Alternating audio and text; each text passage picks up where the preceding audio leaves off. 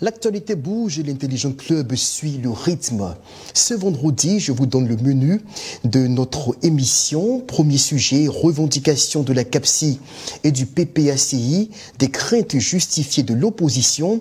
Ensuite, on parlera du bureau politique du PDCI RDA de ce 5 avril, donc dans moins de 24 heures maintenant, vers une démonstration de force de Tidjane Thiam. Enfin, taxe douanière sur la Côte d'Ivoire imposée par l'administration Trump, des menaces sur l'économie ivoirienne. Jean-Richard Nguesson, Soro Djabiga, merci d'être là. Merci à toi. Merci, bonsoir à tous. Commençons tout d'abord par lire avec vous, Jean-Richard, les revendications de l'opposition. Je rappelle que hier, jeudi 3 avril, a eu lieu une rencontre de la CAPSI qui est donc une coalition des principaux partis politiques d'opposition, excepté le PPACI et ses alliés, et qui a posé un certain nombre de revendications liées donc à l'inclusion de certains candidats qui sont déjà pas absents de la liste électorale, tels que Charles Blé Goudé, Laurent Gbagbo, ou encore la non-mise à l'écart de Thiam, président du PDCI, qui est pressenti avec les déboires judiciaires qu'il rencontre pour être exclu de la course à la présidentielle. Faites-nous, s'il vous plaît, la liste des revendications de cette coalition d'opposition. À l'issue de la rencontre, les revendications se présentent comme suit. La mise à plat de la liste électorale pour son audit et sa recomposition, des sanctions contre les fraudeurs, une révision de la liste électorale en 2025, la convocation du dialogue politique entre le gouvernement et les partis politiques et les organisations de la société civile. La CAPSI exige la réintégration du président Laurent Gbagbo, de l'ex-président de l'Assemblée nationale, Soro Kibafori Guillaume, et du ministre Charles Blé Goudé sur la liste électorale. Le point 4 stipule que la CAPSI s'oppose fermement à toute tentative d'éliminer Tidjane Thiam, coordonnateur de la conférence des présidents de la coalition pour l'alternance pacifique en Côte d'Ivoire de la liste électorale et sur laquelle il figure aujourd'hui. La CAPSI s'oppose fermement à toute candidature pour un 4e mandat du président de la République, ce qui serait anticonstitutionnel, tout comme le 3e mandat l'a été. En 6, la CAPSI exhorte le pouvoir RHDP et ses démembrements à créer un climat politique apaisé, condition indispensable pour garantir un scrutin sans tension. Voici entre autres les demandes de cette coalition. Alors là, on a retenu donc l'essentiel des revendications de l'opposition. Quels commentaires faites-vous en tant qu'analyste politique sur ces différents points évoqués par la CAPSI qui leur semblent être prioritaires, indispensables pour aller à des élections apaisées, transparentes et crédibles? Ce que moi j'observe aujourd'hui, c'est que la liste électorale polarise, qu'on le veuille ou pas, l'actualité, tout le monde parle. Mais j'ai l'impression que personne n'écoute l'autre, on avance assez difficilement. Au fil des semaines, au fil des mois, les positions se braquent.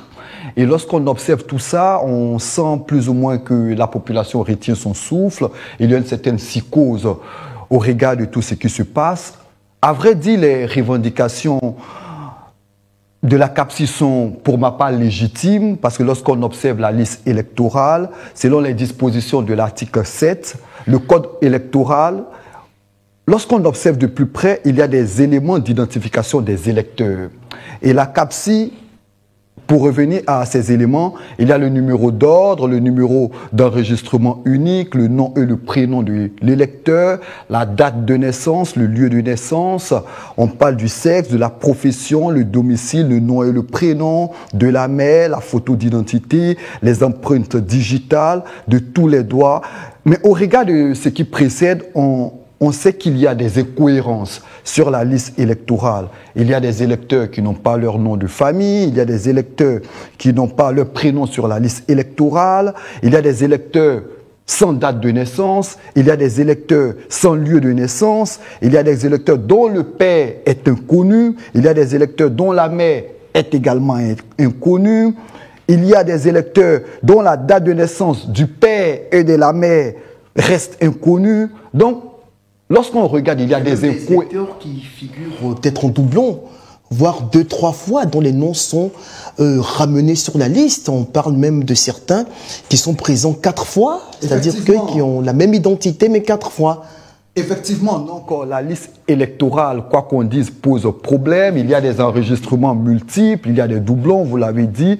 Et aujourd'hui, moi, je pense qu'il faudrait procéder à une analyse poussée de cette liste.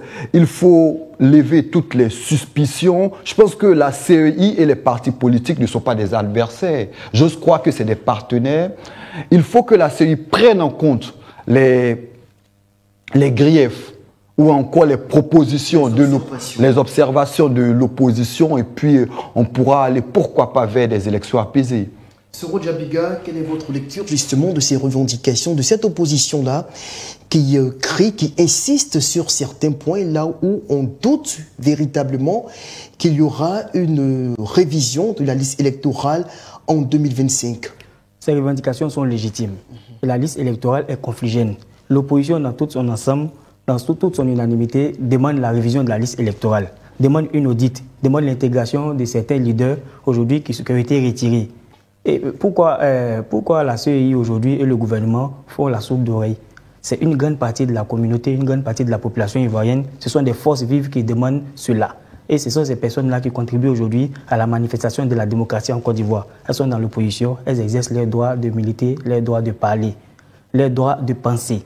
Et je pense qu'il est important qu'on prête oreille, qu'on prête attention à cela. Mais parce que les revendications ne sont pas utopiques, objectivement. Non, je vais te donner un exemple très clair, très précis. Avant-hier, on était à la conférence de Maître Blessy Kouzestom qui a dit qu'au niveau des Makori, l'avocat du PDCI par exemple, qui a dit qu'au niveau des Makori, par exemple, quand ils ont audité le fichier à leur niveau, ils ont vu qu'il y a 8000 électeurs qui ont été déplacés. Quand ils ont fait le dernier contrôle, ils ont vu qu'ils ont été déplacés de Makori vers d'autres zones électorales. L'information a été remontée au niveau de la direction de la CEI. À quel moment cela va être réglé? Parce qu'aujourd'hui, le PDCI n'a même pas le temps de vérifier tout ça. Le PDCI est en train d'être trimballé au tribunal à tout moment. Donc je pense qu'à un moment, il faut que le gouvernement fasse preuve de démocratie, penche un peu l'oreille vers les revendications de l'opposition. Je vous demandais tout à l'heure si vous croyez que, c'est vrai, il y a un certain nombre de revendications, il y aura peut-être des concessions, on en viendra tout à l'heure sur certains points, mais il y a quand même des éléments à l'observance de l'évolution des rapports entre le pouvoir et l'opposition qui frôlent l'utopisme. Ah oui. Tel que, par exemple, peut-être la réintégration par décision politique de certaines figures de l'opposition, comme Laurent Gbagbo, Guillaume Soro, ça ne frôle pas l'utopisme. C'est la responsabilité de la CEI de réintégrer ces individus. Moi, je ne sais pas pourquoi la CEI s'attelle à répondre à ces revendications-là. La CEI a ses limites. Il y a des revendications qui sont des prérogatives de la CEI, mais il y a d'autres qui dépassent les limites de la CEI, qui sont soumises. La CAPSI ne s'adressait pas justement uniquement à la CEI. J'aimerais préciser que sur ce point-là, les demandes de l'opposition, notamment la réintégration de Guillaume Kibafoui-Soro, la réintégration de Laurent Gbagbo et Blé Goudé, sur la liste électorale, ne relèvent pas de l'utopie. C'est une réalité. Nous sommes des pays, nous sommes tous ivoiriens. Et à un moment donné, pour pouvoir préserver un climat de paix et éviter surtout de replonger dans la crise, parce que, je le répète tous les jours, la Côte d'Ivoire semble avoir un cycle électoral de 10 ans. C'est-à-dire chaque 10 ans, on replonge encore dans la guerre. Et aujourd'hui, à 7 mois de l'élection, tout le monde a peur. La Côte d'Ivoire est en train de virer pratiquement sur la base, sur le site Orange. Après Orange, c'est rouge. Après, ça serait une destination pratiquement interdite à toutes les grandes. Voilà, justement, on va écouter confrère André Abi, qui est journaliste, et qui nous partage son analyse des revendications de cette coalition d'opposition qu'on dénomme la coalition pour l'alternance pacifique. Pour être un peu plus précis sur l'appellation, qu'est-ce qu'il en pense? Comment est-ce qu'il perçoit les choses? On l'écoute et on revient. L'exclusion des présidents Laurent Gbagbo, de Charles Blé Goudé et bien sûr aussi de Guillaume Soro. Alors je pense du principe que le plus important dans une élection, surtout comme on a eu l'habitude d'organiser sous nos cieux, c'est surtout le principe de l'inclusion et surtout bien sûr le principe de la démocratie. Et partant donc de ce postulat-là, c'est vrai bien sûr qu'on est aussi confronté au fait de faire valoir le droit. Et selon le droit ivoirien, le président Gbagbo est accusé. Effectivement, il y a plusieurs chefs d'accusation qui postulent, dont notamment le braquage de la BCAO, et beaucoup effectivement de chefs d'accusation, de chefs d'accusation qui pèsent sur lui et qui l'empêchent véritablement de pouvoir être éligible effectivement sur la liste électorale. Mais comme on le sait, je pense que la loi est faite par les hommes, la loi mérite d'être respectée également, mais partant de ce principe d'inclusion et de principe démocratique, pour permettre véritablement une inclusion, il faudrait aussi, et je pense que là c'est bien sûr à l'appréciation du chef de l'État également dans sa volonté de pouvoir promouvoir ce même principe d'inclusion, de décider de pouvoir, n'est-ce pas, permettre et accorder à tout le monde en tout cas qui a la capacité politique et de pouvoir donc être candidat pour une élection présidentielle. Parce qu'effectivement, il s'agit, le président Gbagbo a été effectivement, on va pas refaire l'histoire, a été envoyé à la haie, donc la plus haute institution juridique au monde, pour les chefs d'accusation qui lui étaient reprochés. Il est revenu, entre guillemets, blanchi, après avoir passé un certain nombre d'années. Il revient, il essaie effectivement de se mettre dans le jeu politique. Il a eu effectivement des échanges à son arrivée. On n'oublie pas effectivement cet échange avec Père son âme Bédié. Voilà, les trois grands, donc Bédié, Laurent Gbagbo et puis bien sûr Alassane Ouattara. Donc ça a été effectivement des moments forts de symboles démocratiques. Donc que le président Alassane Ouattara accepte effectivement devant son frère qui, après plus d'une dizaine d'années, revient dans long procès duquel il sort entre guillemets blanchi et tout, c'est déjà des symboles forts de démocratie. Donc il faut plutôt surfer sur ça, mon avis, il faut donc plutôt surfer sur ça et permettre, en tout cas légitimement, avec un caractère également légitime au président Laurent Gbagbo, voilà, qui est aussi une figure de proue en politique, s'il en a la capacité encore d'assumer effectivement les décisions politiques, de pouvoir avec son parti aller aux élections présidentielles. Voilà, donc à ce niveau-là, moi je pense que c'est vraiment une décision qui reviendrait au chef de l'État, chef suprême des armées comme on dit. La loi, bien sûr, avec toutes les juridictions que nous avons, assurément font le travail, mais je pense que c'est vraiment une décision qui va revenir au chef de l'État pour permettre vraiment, on va dire, de favoriser en fait la démocratie quelque part, surtout le principe d'inclusion, pour ne pas effectivement qu'on dise encore que ces élections-là ont été entachées par pas mal de choses.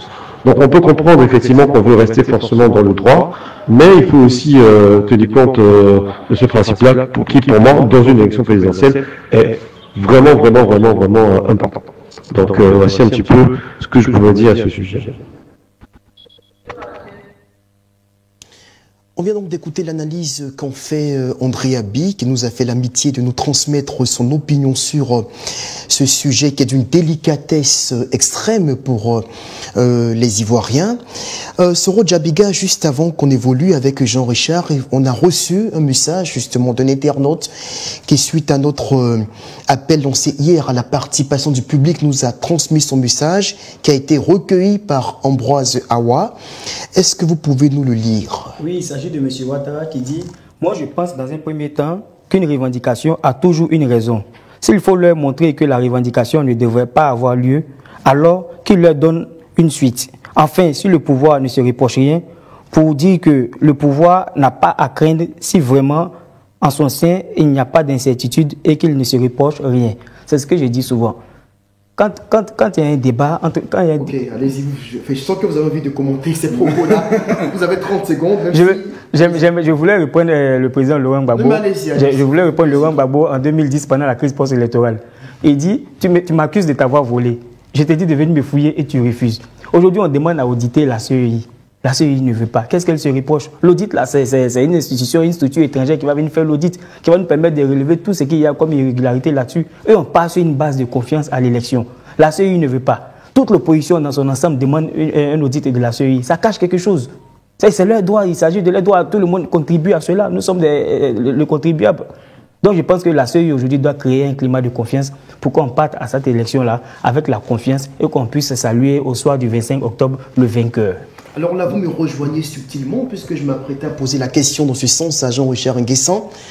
Est-ce qu'on peut s'imaginer honnêtement aller à des élections apaisées sans la satisfaction au moins d'une partie de ces revendications? On espère que on va assister à un dialogue politique et que les différents partis vont essayer de s'écouter pour le bonheur de la Côte d'Ivoire. Et moi, je souhaiterais, c'est vrai qu'on parle du parti au pouvoir très souvent, le parti est fustigé, mais il faut aussi que l'opposition sorte de la surenchère et de l'utopie. Il faut aussi que les partis d'opposition fassent preuve de sagesse et mettre en avant l'intérêt supérieur de la nation.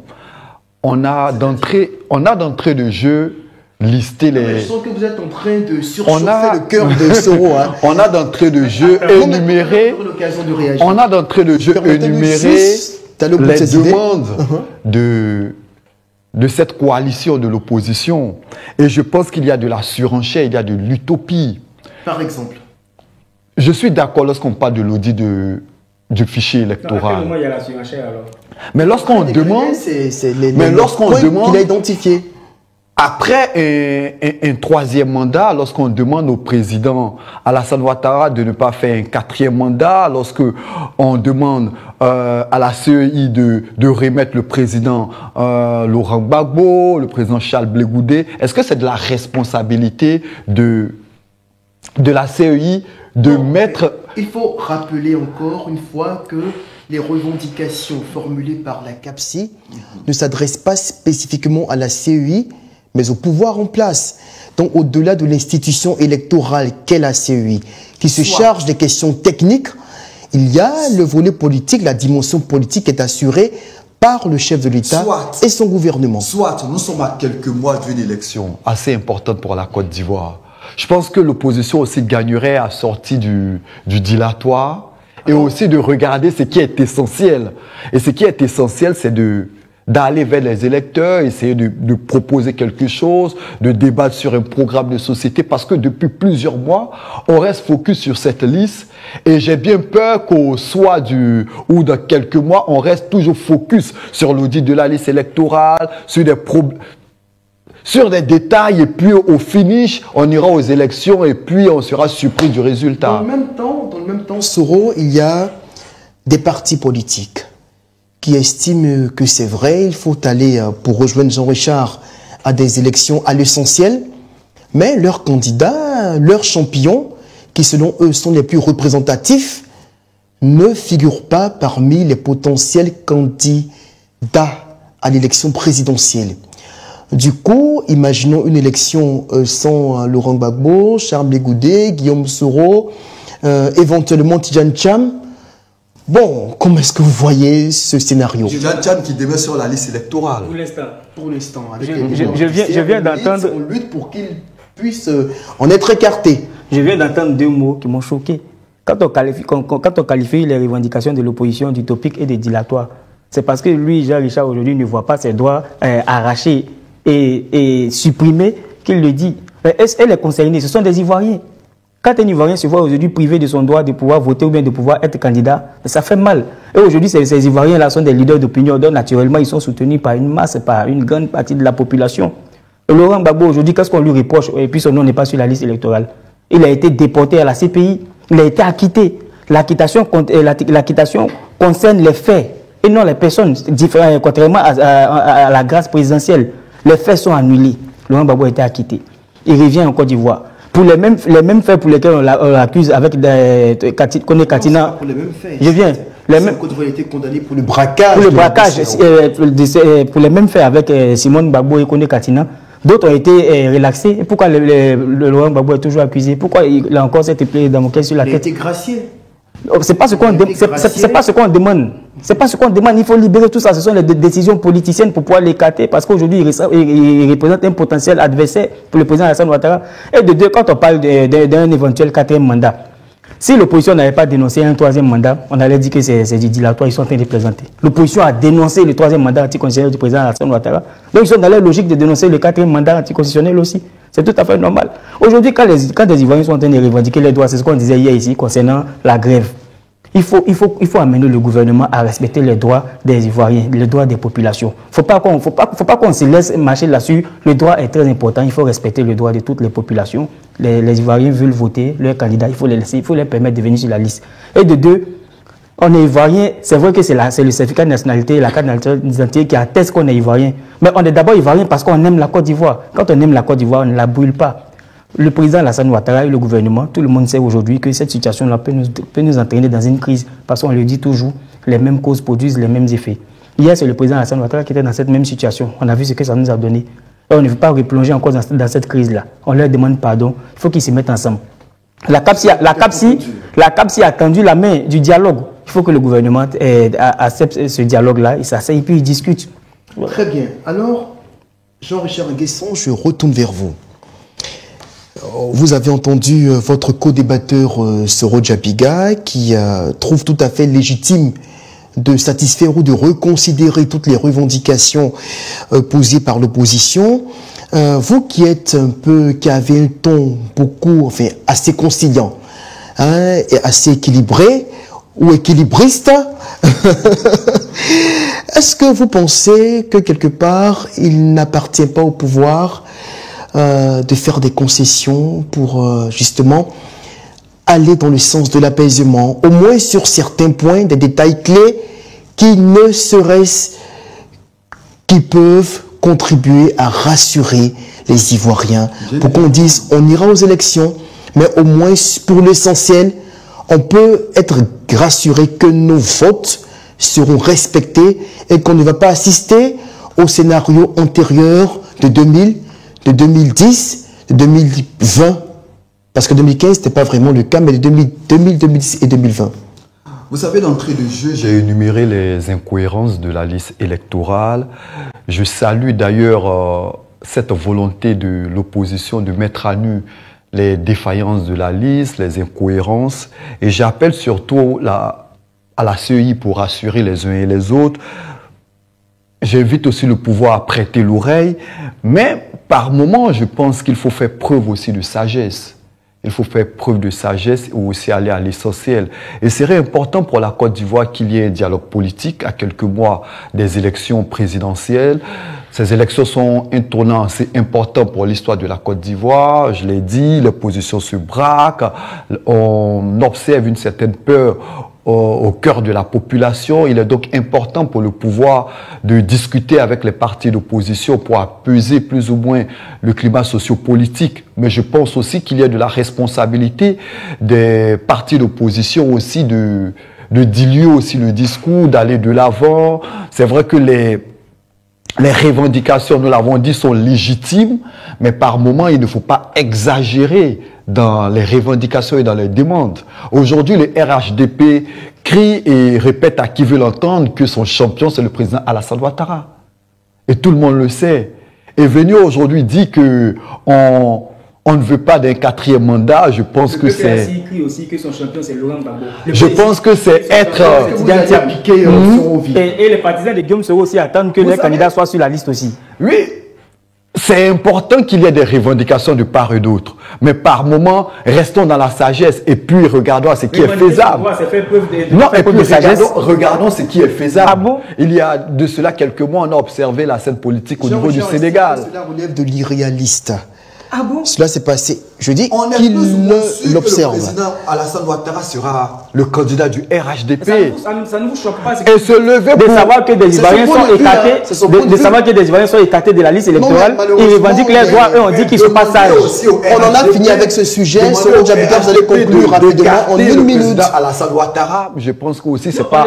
Soro d'aller en 1 minute, on sent qu'il bouillonne de l'intérieur. Non, je ne bouillonne pas. Vous avez 60 secondes pour donner votre argumentaire avant qu'on ne passe au second sujet bien chronométré. C'est un plaidoyer. Moi, je m'adresse au président Alassane Ouattara, je sais qu'il me regarde. Monsieur le Président, les Ivoiriens ont peur. Chaque 10 ans, on replonge encore dans une crise. En 2020, on a assisté à la crise de la désobéissance civile et les Ivoiriens ont beaucoup souffert. En 2025, on veut vraiment avoir des élections apaisées, des élections tranquilles et ça passe aussi par des élections inclusives. On ne va pas vous dire ce que vous devez faire.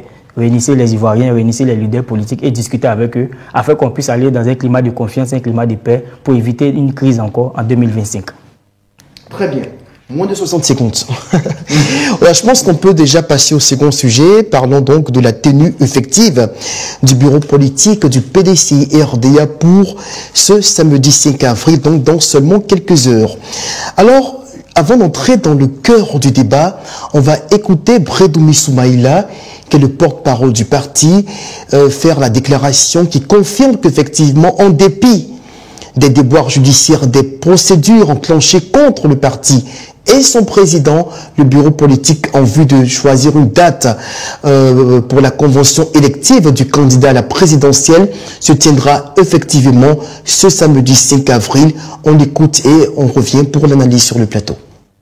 À tous les militants et militantes du PDCI RDA, particulièrement les membres du bureau politique, pour dire que le président du PDCI RDA a convoqué la 18e session du bureau politique pour le samedi 5 avril 2025 à Yamoussoukro, à la Fondation Félix Houphouët-Boigny. Cette convocation demeure en l'état et le bureau politique aura effectivement lieu le samedi 5 avril 2025 à partir de 11 h à la Fondation Félix Houphouët-Boigny pour la paix. Jean-Richard Nguessan vient donc d'entendre M. Bredoumi Soumaïla, porte-parole du PDCI-RDA, ex-parti unique, qui nous confirme ici dans sa déclaration qu'effectivement, il y aura bureau politique demain, nonobstant les attaques et autres menaces judiciaires qui pèsent sur le parti et son président Tidjane Thiam. Alors, au-delà de la tenue de ce bureau politique, quelle lecture en faites-vous? Moi, je salue ce bureau politique. Vous savez, la tenue de ce bureau politique a été plusieurs personnes et plusieurs militants du PDCI RDA ont critiqué la non-tenue de ce bureau politique. Et avec ce bureau politique, je pense que c'est une belle occasion pour le PDCI RDA, pour le comité des sages, pour les vice-présidents, pour tous les membres du bureau politique, de véritablement aller en resserrer, de donner une date pour la convention, de sortir de ces différentes critiques qu'il y a et de montrer que le PDC, au-delà de tout ce qui se raconte, au-delà de tout ce qui se dit, au-delà de tout ce qui se voit, que le PDC reste un parti assez fort. Et moi, je suis très heureux de voir déjà qu'il y a une certaine mobilisation au niveau du PDC RDA. Quoi qu'on dise, depuis l'arrivée du président Thiam, il y a un regain de vitalité au niveau de ce parti. Thiam et Bion veulent défendre les couleurs du PDCI aux prochaines élections présidentielles. Et je pense que ce bureau politique ouvre la voie à une convention et à l'issue de cette convention, on saura qui de Thiam ou de Bion va représenter tout simplement le PDCI RDA. Soro Djabiga, quels sont selon vous les enjeux de ce bureau politique, notamment pour le président du parti, Tidjane Thiam? Merci pour cette très belle question. Je m'apprêtais à souligner deux enjeux majeurs. D'abord, le premier enjeu, c'est que ce bureau politique permettra de vider le contentieux qui oppose aujourd'hui le président Tidjane Thiam à Dame Valérie Yapo. Parce que sa première revendication qu'elle avait posée à la justice, c'était le fait qu'elle avait été sanctionnée et qu'elle ne pourrait pas participer au bureau politique. Et quelques semaines après, le président Tidjane Thiam, épris de sagesse et de paix, a levé cette sanction-là qui l'empêchait de pouvoir participer au bureau politique. Elle a été réintégrée. Donc aujourd'hui, avec ce bureau politique-là, elle pourra venir avec tous ceux qui l'entourent et toutes les mains obscures qui l'encouragent pour pouvoir mettre le président Tidjane Thiam en minorité et désigner le candidat majoritaire du parti. Le deuxième enjeu, c'est que ce bureau politique-là permettra de fixer la date de la convention en elle-même qui permettra de désigner le candidat du parti. Et aujourd'hui, le bureau politique est très important. J'ose espérer que Dame Valérie Yapo et tout son entourage et tout son groupe, ils vont participer pour qu'on puisse enfin finir avec ces informations ne seront pas ce bureau politique. Malheureusement, elle avait une conférence de presse, elle devait avoir une conférence de presse qu'elle a annulée. Et effectivement annoncé qu'elle n'y sera pas. Oui, voilà. Et aussi, je sais qu'il y a des négociations qui ont été en cours, il y a des dignitaires du PDCI qui ont été envoyés vers elle aussi pour essayer de trouver une solution. Mais si effectivement Dame Valérie Yapo n'a pas un agenda caché derrière ce qu'elle est en train de faire, je pense qu'elle gagnerait à aller à ce bureau politique-là pour faire entendre sa voix. Sinon, à quoi sert de faire tout ceci si on ne va pas? À quoi sert de trimballer le PDCI à la justice, de faire saisir, de faire molester des députés du parti? Si elle ne participe pas à ce congrès, à ce bureau-là, qu'est-ce qu'elle veut finalement? Il faut arrêter de déranger le PDCI dans cette période sensible-là où le PDCI a besoin de fonctionner, la tête reposée, pour pouvoir conquérir le pouvoir, pour pouvoir inquiéter le pouvoir RHDP en octobre 2025. Alors, il faut s'attendre à ce qu'il y ait une mobilisation populaire assez forte. C'est ce que beaucoup s'imaginent. C'est ce qui semble se préparer en sous-main justement pour démontrer la popularité du président Tcham. Est-ce que ce bureau politique ne sera pas une sorte de tribune pour repositionner Tidjane Thiam et tout son staff, toute son équipe qui collabore avec lui? Vous savez, le PDC-RDA est un parti politique. Une sorte de légitimation. Ah oui, c'est un parti politique qui a plus de 79 ans, qui a connu bien de cueils, qui a connu bien de difficultés, mais qui a su, à chaque moment charnière de son existence, c'est un parti qui a su renaître à chaque fois qu'il y a eu des difficultés. Et je pense que depuis son arrivée, le président Tidjane Thiam a connu bien de difficultés, le PDCI aussi.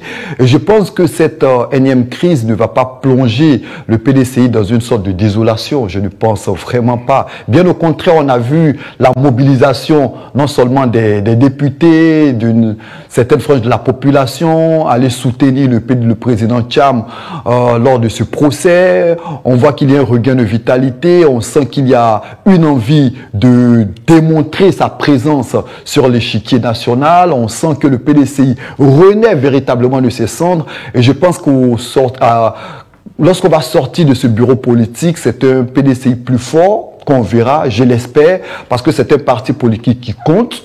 Et lorsqu'on a une position assez forte, on a un champ politique aussi assez dynamique et je pense que le PDCI est un parti qui peut compter à l'élection présidentielle de 2025 et c'est tout ce qu'on souhaite à ce parti-là qui a énormément apporté à la Côte d'Ivoire en termes de cadre politique, dans l'administration, en termes de combat politique et je pense que le PDCI doit rester ce parti fort qu'on connaît depuis plus de 79 ans afin qu'au niveau du champ politique, on ne voit pas seulement que le RHDP qui est déjà un parti assez fort, assez présent, il faut que aussi d'autre part, on puisse voir un PDCI fort qui peut être ce contre-pouvoir-là pourquoi pas pour le bonheur des Ivoiriens. On attend aussi du PDCI que ce soit une force de proposition.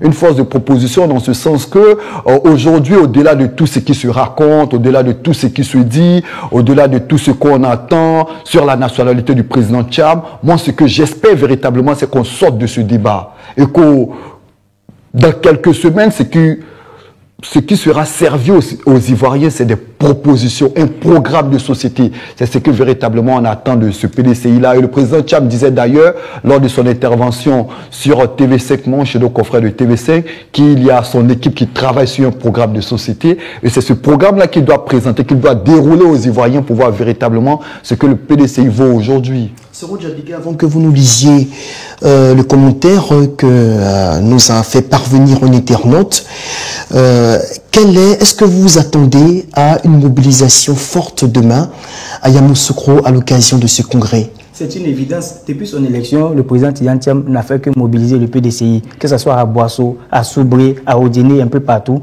Partout où il passe, les populations sont mobilisées. J'étais témoin oculaire à Boisseau. Toute la ville bouillonnait, toute la ville bougeait. Le meeting devait se tenir à 15 h, mais depuis 10 h déjà, toute la ville était en agitation parce que le président Tidjane Thiam était avec son équipe. La veille encore, la ville bougeait. Le président Tidjane Thiam aujourd'hui est revenu revitaliser toutes les bases dormantes du PDCI. Personne n'imaginait qu'après le décès du président Bédié, le PDCI allait être à ce niveau-là aujourd'hui. Il faut arriver souvent au siège du parti pour comprendre que le PDCI vit véritablement. Il incarne ce leadership-là, il incarne cette confiance-là.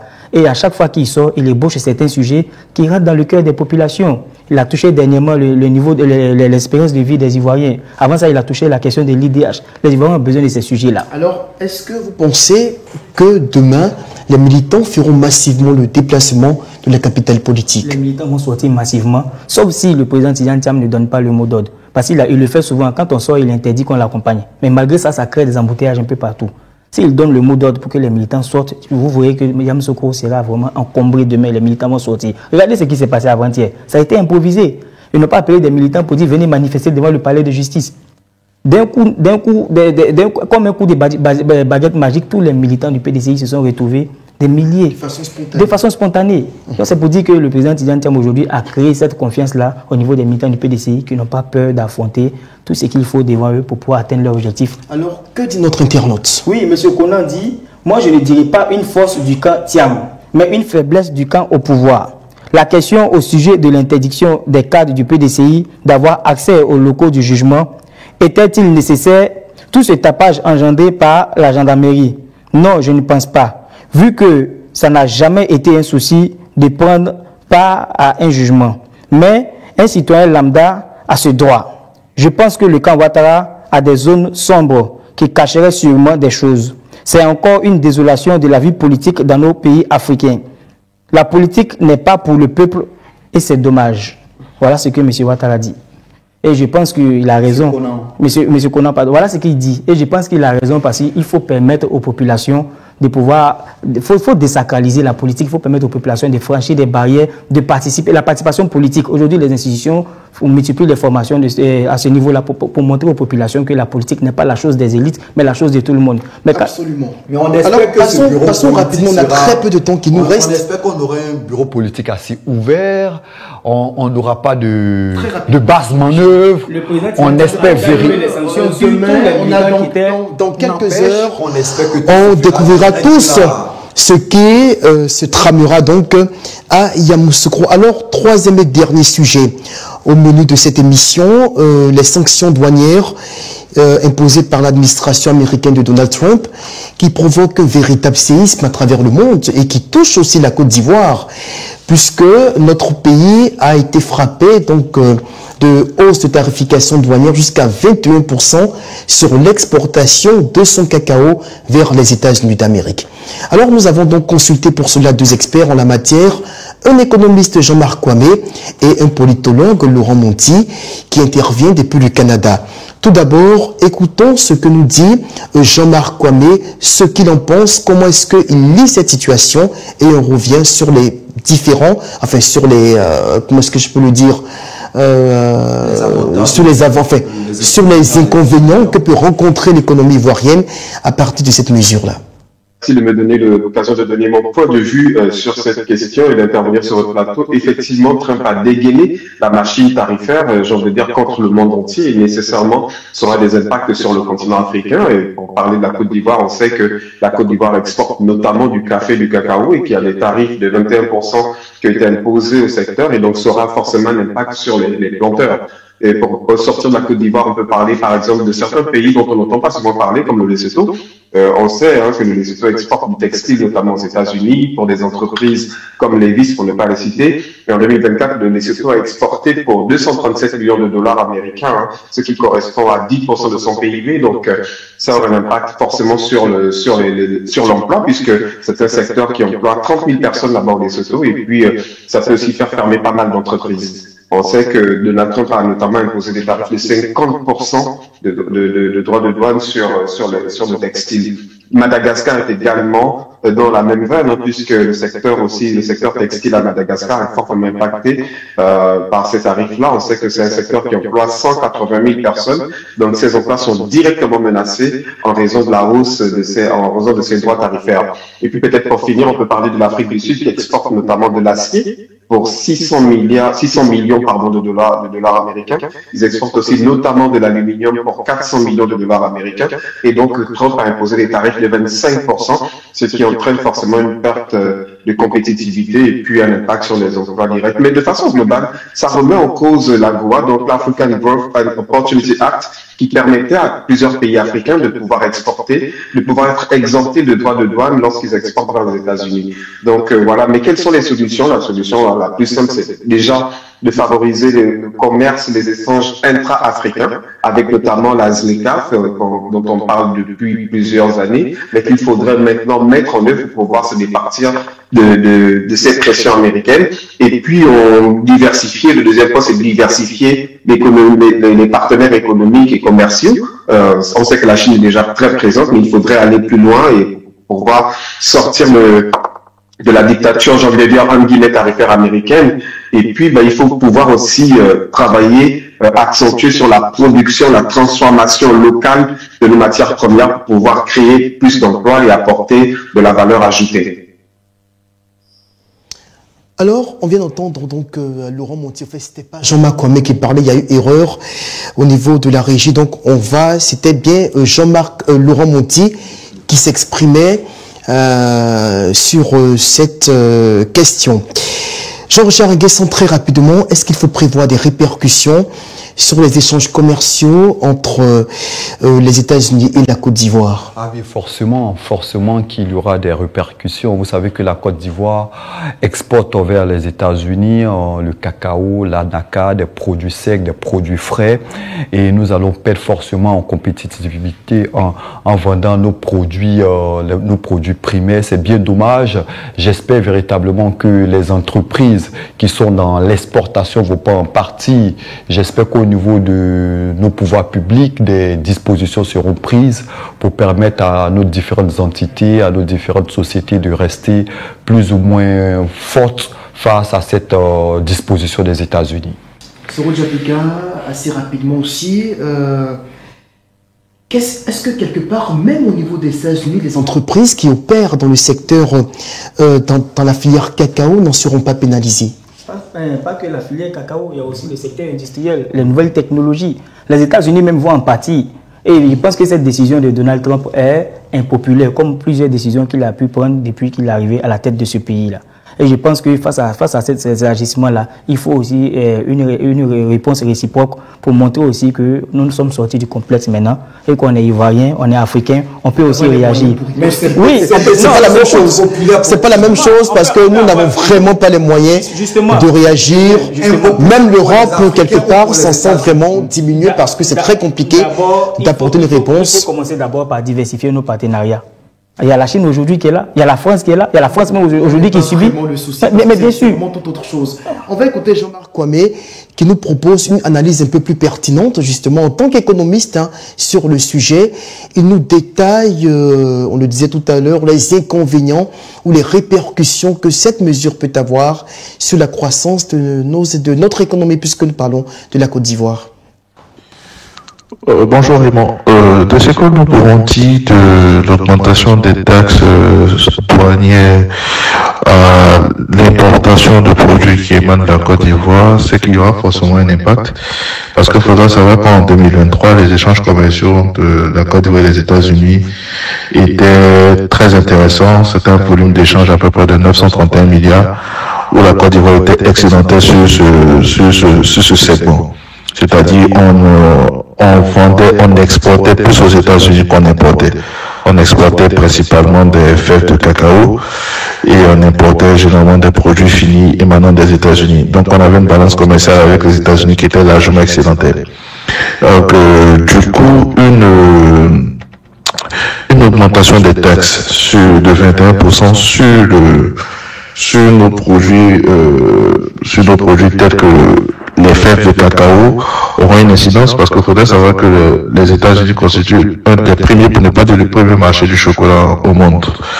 Voilà. Donc, les consommateurs américains sont friands du chocolat et surtout lors des grandes fêtes, c'est un produit qui est très consommé. Donc, une augmentation justement des prix des matières premières va rendre surtout notre matière première ne sera plus compétitive. Et il faudrait savoir que certains pays concurrents comme la République dominicaine qui travaillent sur du cacao durable ont une taxation, voire une faible taxation vis-à-vis des États-Unis. Donc, en termes de compétitivité, on pourrait perdre un certain type de marché, de part de marché sur le continent américain à travers cette taxe de 21%.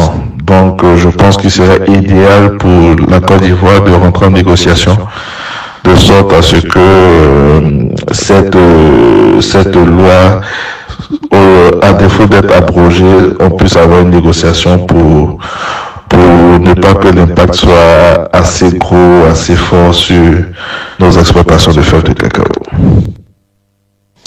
Rentrer en négociation comme le propose Jean-Marc Kwame, Jean-Richard, est-ce que c'est réalisable avec l'administration Trump? Ah oui, c'est ce qu'il faut faire. Je crois que plusieurs pays sont touchés, plus de 137 pays à travers le monde, 42 pays africains sont touchés.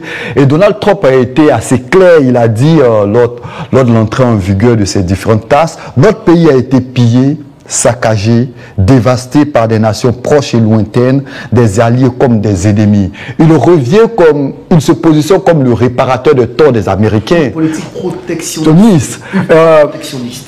Soro a parlé de décision ou de décision impopulaire, je ne crois pas. Moi, je pense pour ma part qu'il a été choisi par les Américains.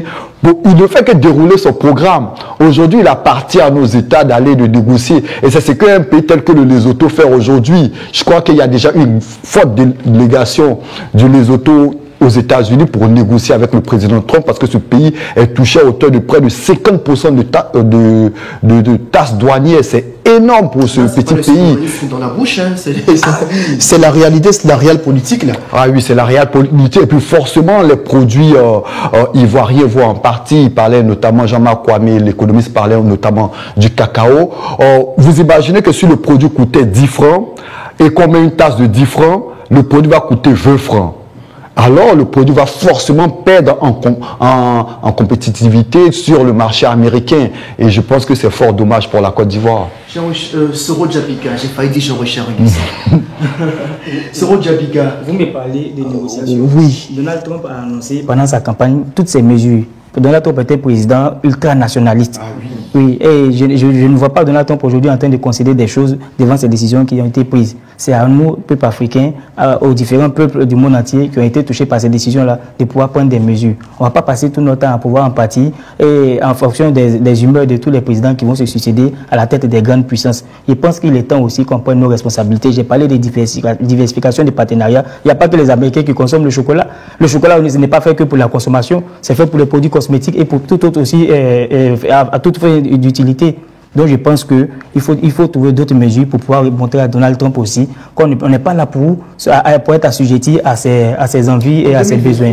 Les échanges commerciaux entre nos deux pays atteignaient 1500 milliards de francs CFA. Ah oui, vous savez. Aujourd'hui, le gouvernement de Côte d'Ivoire cherche à les revaloriser, à les rehausser. Cette mesure qui vient s'abattre comme un couperet sur notre partenariat, nous ne sommes certainement pas aussi forts parce que même l'Europe entre en négociation.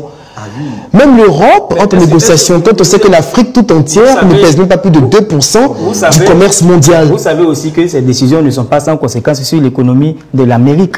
Aujourd'hui, au niveau de la France, les véhicules américains qui sont produits par les États-Unis aujourd'hui sont sous-cotés en France aujourd'hui. Ils sont en baisse au niveau de la France. Les smartphones que je ne citerai pas ici pour éviter de faire de la publicité sont boycottés aujourd'hui en Chine. Mais nous, aujourd'hui en Côte d'Ivoire, les Américains n'achètent plus, ou bien on a des difficultés pour exporter notre cacao vers les États-Unis de façon concrète. Nous produisons massivement, ce qui fait notre force d'ailleurs, et même d'autres produits que nous exportons vers l'Amérique. Qu'est-ce que nous faisons? Où est-ce qu'on écoule toute cette marchandise-là, le marché? Merci pour la question. Il faut transformer. Voilà cette question qu'on essaie d'éviter depuis les années des indépendances. Il faut apprendre à transformer.